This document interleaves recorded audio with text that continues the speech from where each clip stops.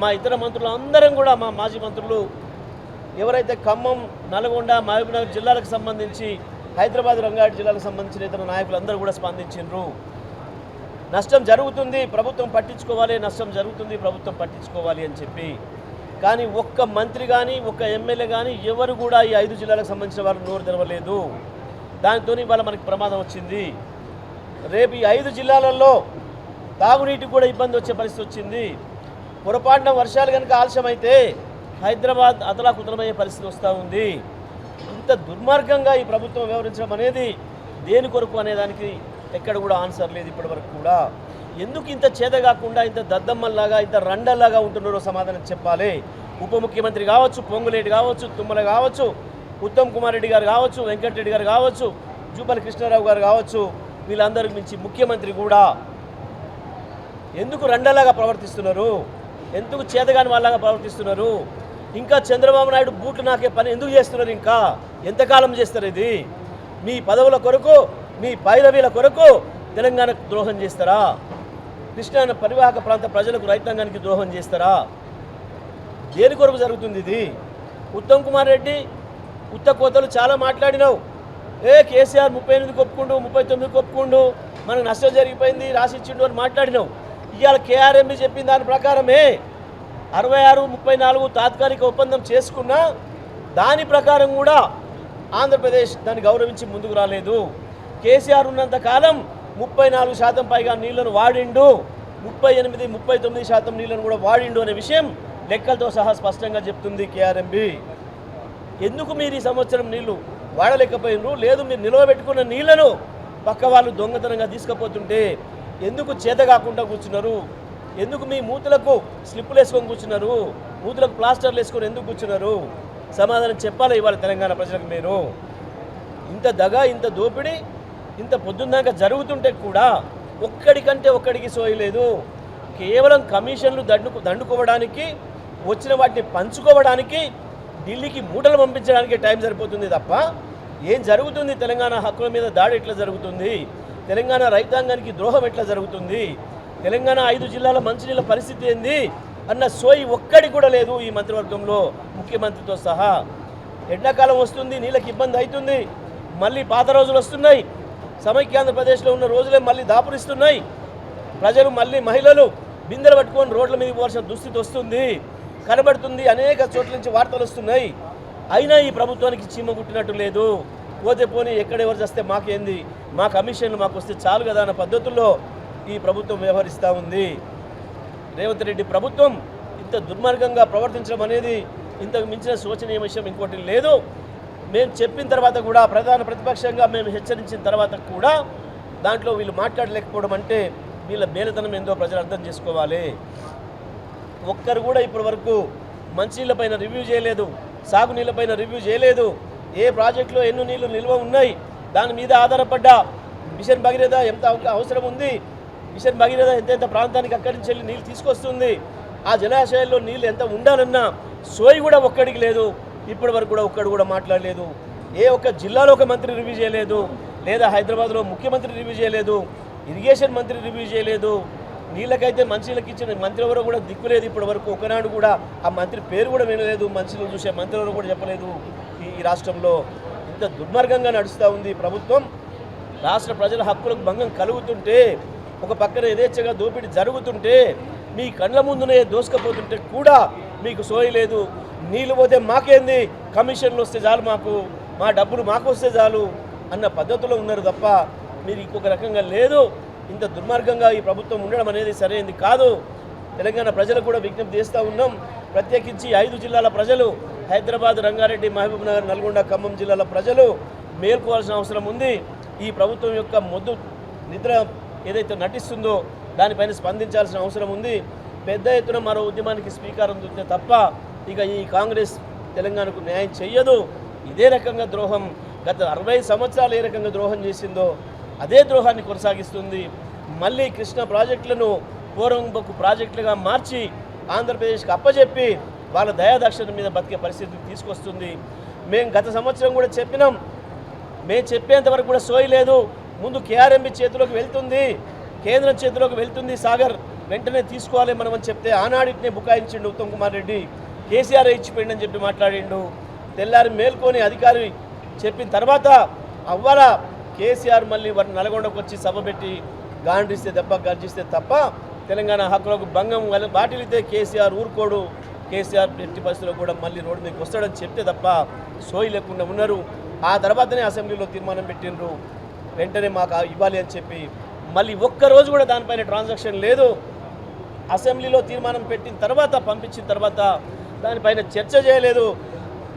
కనీసం ఆంధ్రప్రదేశ్ ప్రభుత్వాన్ని అడ్డుకోవడానికి ప్రయత్నం కూడా చేయలేదు. సాగర్ను తీసుకుపోయి స్పష్టంగా ఇవాళ ఆంధ్రప్రదేశ్కి అప్పచెప్పినారు. పేరుకు కేంద్ర బలగాలైనా తెలంగాణ ప్రాంతంలో ఉన్న కేంద్ర బలగాలు కూడా వద్దు అని చెప్పి మన ములుగులో ఉన్న కేంద్ర బలగాల్ని వెనక్కి తెప్పించిండ్రు. ఆంధ్రప్రదేశ్ విశాఖ బలగాలకు అప్పచెప్పిండు. పూర్తిగా స్పష్టంగా కనబడుతుంది. మళ్ళీ పాత రోజులే వస్తున్నాయి తెలంగాణకి. మళ్ళీ పాత దరిద్రాలే మళ్ళీ తెలంగాణకు అంటుకుంటాయి. కరెంటు విషయంలో అదే జరుగుతుంది, మంచినీళ్ళ విషయంలో అదే జరుగుతుంది, సాగునీళ్ళ విషయంలో అదే జరుగుతుంది, పాఠశాలల విషయంలో అదే జరుగుతుంది, ఆసుపత్రుల విషయంలో అదే జరుగుతుంది. మళ్ళీ పూర్తిగా సమైక్య ఆంధ్రప్రదేశ్లో ఉన్న దరిద్రాలన్నీ ఆ రోగాలన్నీ మళ్ళీ తెలంగాణకు అంటుకునే ప్రమాదం వచ్చింది. ఆ పరిస్థితులకు వెళ్తుంది వాళ్ళ తెలంగాణ స్పష్టంగా కనబడుతుంది. మనం చెప్పినప్పటికీ హెచ్చరించినప్పటికీ ముందే జాగ్రత్తగా తీసుకోమని చెప్పినప్పటికీ కూడా పట్టించుకోకుండా ఇవాళ ఏదైతే కృష్ణ నీళ్లను మొత్తం ఆంధ్రార్పణం చేసిండ్రో ఇది ప్రజలందరూ కూడా కళ్ళకు కట్టినట్టు కనబడుతున్న సత్యం. దీనిపైన ప్రభుత్వం వెంటనే స్పందించాలి. ఇప్పటికైనా ఏం చేస్తారు? జరిగిన దానికి చెంపలేసుకొని ముక్కు నేలకు రాసి ప్రజలకు తెలంగాణ ప్రజలకు క్షమాపణ చెప్పాలి. ఇవాళ కాంగ్రెస్ పార్టీ ప్రభుత్వం ముఖ్యమంత్రి ఇరిగేషన్ మంత్రితో సహా ఈ 5 జిల్లాలలో ఉన్న మంత్రులందరూ కూడా ముక్కు నేలకు రాయాలి, క్షమాపణ చెప్పాలి ఈ జిల్లా ప్రజలకు మీరు చేసిన ద్రోహానికి అని చెప్పి బీఆర్ఎస్ పార్టీ డిమాండ్ చేస్తూ ఉంది. తప్పకుండా కేసీఆర్ గారు చాలా స్పష్టంగా చెప్పారు, నాకు అధికారం ఉండడం లేకపోవడం అనేది లెక్క కాదు. ఈ తెలంగాణ అనేది నేను సృష్టించిన బిడ్డ, నేను పుట్లాడి తీసుకొచ్చిన బిడ్డ. హక్కుల విషయంలో నేను ఎన్నడూ రాజీపడే పరిస్థితి లేదు. ఇవాళ ప్రధాన ప్రతిపక్షంగా ప్రజలు మాకు ఏదైతే బాధ్యత ఇచ్చిండ్రో ఒక ఉద్యమ పార్టీగా వచ్చిన వాళ్ళం, తెలంగాణ హక్కుల కొరికే పుట్టిన వాళ్ళం.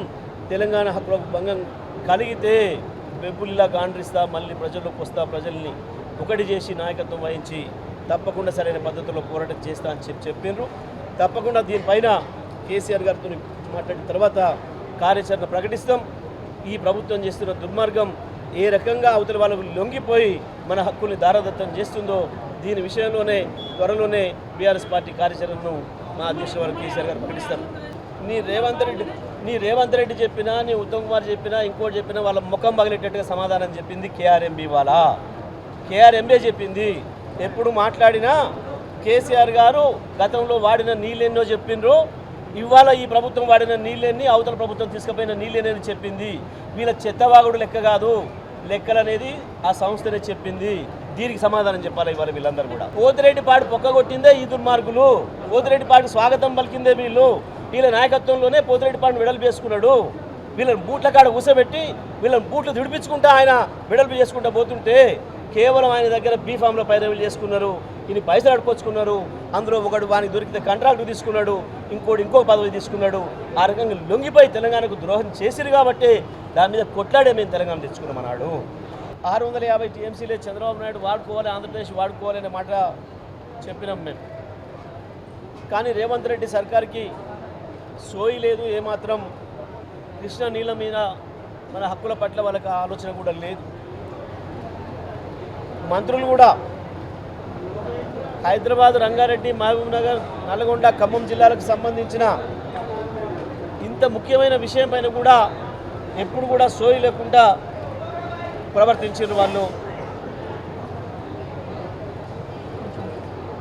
ఇవాళ స్పష్టంగా లెక్క చెప్పింది బోర్డు. ఇప్పటి వరకు వాడుకున్న దాంట్లో ఆంధ్రప్రదేశ్ 72% పైగా వాటా వాడుకుంది. ఇప్పటికే 72% నీళ్ళను వాడింది. తెలంగాణ కేవలం 24% నీళ్ళనే వాడుకోగలిగింది అనే మాట చాలా స్పష్టంగా చెప్పింది బోర్డు ఇవాళ. మేము గతంలోనే చెప్పినాం, చంద్రబాబు నాయుడు గారు ఇప్పటికే 650 పైగా టీఎంసీలను వాడుకున్నాడు. వారి వాటా పూర్తి అయిపోయి ఇంకెక్కువ వాడిండు. తెలంగాణ తన వాటా కొరకు ఉండాల్సిన నీళ్ళని ఏదైతే ఎండాకాలం కొరకు ఉంచుకుందో, హైదరాబాద్ మంచినీళ్ళు, రంగారెడ్డి జిల్లా మంచినీళ్ళు, అదేవిధంగా మహబూబ్ నగర్, నల్గొండ, ఖమ్మం జిల్లాలకు సంబంధించిన సాగునీళ్లు, మంచినీళ్ళు 2 అవసరాల కొరకు ఏదైతే నిలవబెట్టుకుంటుందో ఆ నీళ్ళను అక్రమంగా దోసుకపోతున్నాడు ఆంధ్రప్రదేశ్ ప్రభుత్వం, దోసుకపోతుంది అనే మాటను మేము చెప్పినాం. ఒక్కరోజు కూడా ఇప్పటివరకు ఉత్తమ్ కుమార్ రెడ్డి కానీ, నల్లగొండ జిల్లాకు సంబంధించిన కోమటిరెడ్డి వెంకటరెడ్డి కానీ, ఖమ్మం జిల్లాకు సంబంధించిన 3 మంత్రులు బట్టి విక్రమార్క కావచ్చు, పొంగులేటి కావచ్చు, కొన్నాల తుమ్మల నాగేశ్వరరావు గారు కావచ్చు, మహబూబ్నగర్ జిల్లాకు సంబంధించిన మంత్రి కావచ్చు, ఏ ఒక్కరు కూడా స్పందించలేదు, మాట్లాడలేదు. ఆంధ్రప్రదేశ్ అరాచకాన్ని అడ్డుకునే ప్రయత్నం కూడా చేయలేదు. దానితోనే ఇవాళ యథేచ్ఛగా బీఆర్ఎస్ పార్టీ హెచ్చరించిన తర్వాత కూడా 65 టీఎంసీల నీళ్లను ఆంధ్రప్రదేశ్ దోపిడీ చేసింది. తెలంగాణకి ఇవాళ నీళ్లు లేకుండా చేసింది. ఇది స్పష్టంగా ఇవాళ కేఆర్ఎంబీ చెప్పిన దాంతోనే మనకు అర్థమైంది. ఇంత దుర్మార్గంగా జరుగుతుంటే ఎందుకు తెలంగాణ ప్రభుత్వం నోరు మెదపకుండా ఉంది? దాంట్లో ఉన్న మతలబేంది?